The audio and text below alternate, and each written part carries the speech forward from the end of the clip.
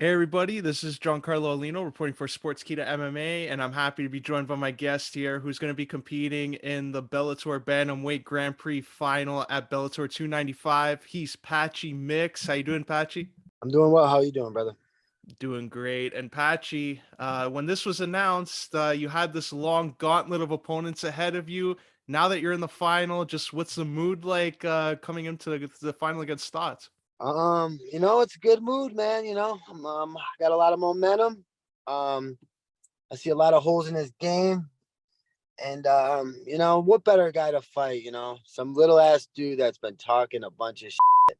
So I'm glad that he didn't get they didn't just give it to Sabatello for basically hugging Stotts the entire fight last time because Stotts could not get out. But I'm glad it's him. 19-1, two-time national champion, um, interim Bellator champion. Only loss is to Merab Dishwalavili, number 2 in the world. I'm glad it's him because I want that on my record. I want to win over him on my record. I want to finish over him on my record. And next Saturday night, I'm coming to either knock his ass out or submit him. And just looking at your path to the final here, you started off against Kyoji Horiguchi, former champion, then Magomedov.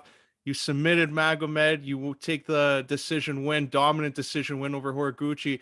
Just how did you feel in this tournament? Just the way you have to keep yourself prepared every few months, and how do you feel now coming into this, where you've had a bit like a 4 month layoff now? I just feel like I've been saying it a lot. I'm like a snowball. I'm going downhill and I'm getting bigger. I'm getting better. Um, you know, uh, Momentum. Just keep getting better. I've been in the gym nonstop. They said $1 million. I said, let's go. So I got ready for Horiguchi. I immediately stayed back in the gym. Took longer to get ready for Magomedov because he took forever because, obviously he had the fight against Barzola. Then I had to wait, which wouldn't like to wait. I won in December. I think they even offered me the CBS card, and I said, hell yeah, let's do it. Like, I would have fought Stots 2 months ago. So now we're fighting now. I've been stayed in the gym. I've been perfectly healthy since my last fight. I didn't get hurt at all. I was able to choke him out unconscious in the second round. I walked away unscathed. I was in the gym that next week preparing and basically just assessing the holes. Stotts was in a lot of bad positions last fight, and gave me a lot to study. So, just continued to prepare, and now I'm here for my shot at $1 million.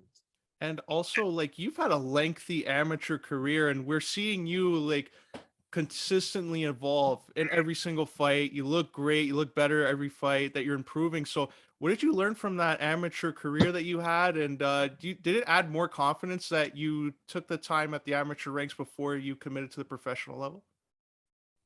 Sorry, I'm thirsty, man. I'm sitting in the car with him. My girl just brought me food and stuff. No worries. Yeah, it's Tatiana, bro. She's a real one. No, having the amateur ranks was important, man. Like where I'm from in New York, professional MMA wasn't legal yet. So, like, it's hard to explain. Like a lot of my amateur fights, they're professional level. Like I fought a guy that was 15-1 in my last amateur fight. The one before that was 13-3. You see other guys that are fighting guys that are 0-10 as their first fight as pro. So these fights, and they were all finishes. So like I finished 8 out of 11 opponents. So I can't claim like, oh, they weren't 5-minute rounds. I'm like, yeah, you're lucky it wasn't a 5-minute round because it didn't even go 5 minutes. You know what I mean?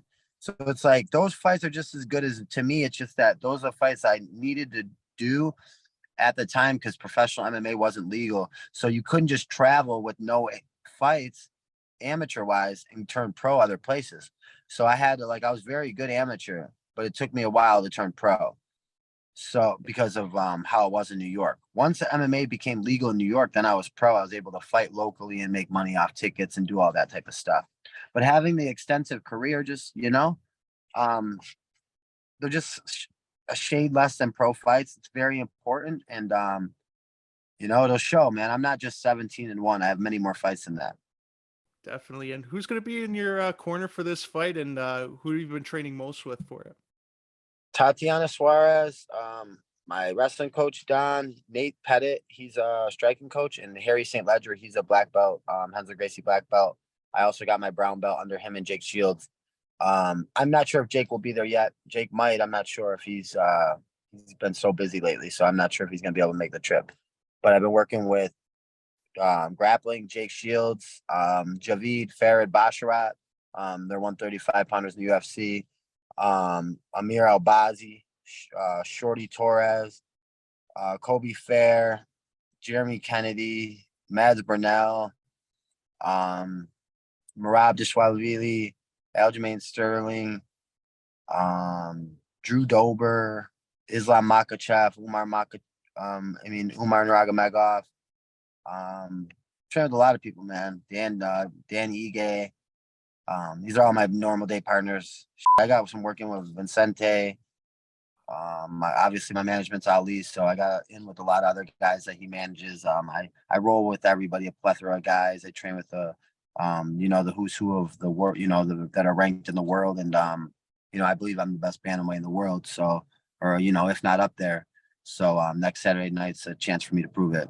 It is a great opportunity here too, interim champion, and you can take that $1 million. And just a division right now is a hot topic in Bellator because Patricio Pitbull coming down from featherweight, trying to do something that no one's done, the 3 divisions, and taking on Sergio Pettis. How do you see that fight playing out? I don't know. I think that Pitbull will probably win, but you can't count out Pettis. Obviously they're both strikers, so you can't count him out. I just hope that it's a good fight. I want to see a good action-packed fight, and I'm just looking forward to it. And also, like, if Patricio Pitbull, like, no one knows like how he's going to feel at this weight class. So let's say he does edge out the win there and decide, you know what, my body, my age, I can't do this anymore at 135. Like, are you anticipating that you could be the undisputed champion after this Grand Prix? Man, I don't even care about none of that, bro. I'm about to win mad title fights. This is first of many, man. Like, I'll have it my chance to win the undisputed title, as I'm gonna have my chance to win the interim title and the Grand Prix belt next week. But I don't mind about none of that right now. My only focus is just winning this belt. I don't really mind. I hope Patricio has a good weight cut, though. I want to see the best version of him fight the best version of Sergio. I hope Sergio also comes back and he's fully healthy. Granted, he had a very bad injury. I want him to, it's not his fault he got injured, and I don't want to ever see that. So I want the best versions of them fighting, and also with Stots next week. I hope he's fully healthy. I hope he's fully prepared, confident, and fearless, like he says. And I want the best version of him, 19-1. Like I said, I want to fight the guy that came out and won those 2 national tournaments. I want to fight the best version of him so that I could prove to myself that what I believe. And I'm looking forward to the opportunity. And like I said, this is like like you said, part of the bantamweight division is on fire right now. So like, I'm very much looking forward to that fight, and I'm very much looking forward to my fight. So it's just exciting all the way around. Definitely exciting there. And just a couple final questions here. Like you mentioned there about Raufeon Stots in the beginning, like the trash talking. Like, do you enjoy that as a fighter, as an opponent, or do you like the other approach, like respectful, whatever happens, happens, or like what are your thoughts on that? We're fighting, so I don't even mind.